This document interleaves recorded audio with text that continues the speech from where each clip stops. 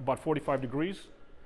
Then you start your base leg. Downtown Cleveland, high schoolers at Davis A&M are getting an education you won't find anywhere else in Northern Ohio. The last 6 years, students have been learning to become pilots and beyond. We don't teach just pilots. We actually do maintenance too. We do the maintenance on the aircraft. Engineering is another one, in aerospace engineering. In math, science, even English class, teachers are adding tidbits about aviation. But students who go there aren't simply reading about flying from books. Then on the right side, we have our altitude. This over here is Cuyahoga County. So what they learn in the books, we bring it down to the simulators.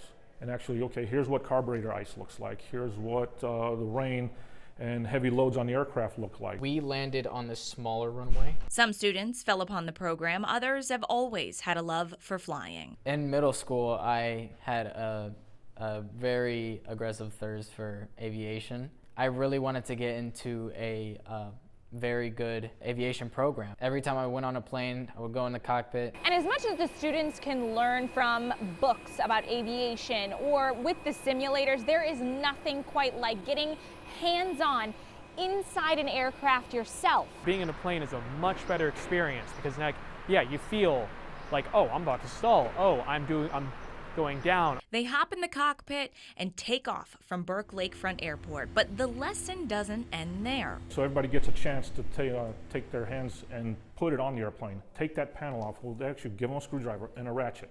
So they take every panel off the airplane. By the time students like Randy and James graduate, they'll have up to 65 hours of flying under their belts. And they have big plans for those hours they're accumulating. I am looking at 2 different routes. The Air Force route, flying either fighter jets or carriers, flying commercial airliners. We had one of our graduates last year. He graduated here, had full ride to Embry-Riddle down in Florida, so he's going through next level of training. He wants to be an astronaut. This plane here was donated. The goal is to get a grant for another, but in the meantime, the students themselves are upgrading this one. So we did a big upgrade to our cockpit. So they got involved in wiring.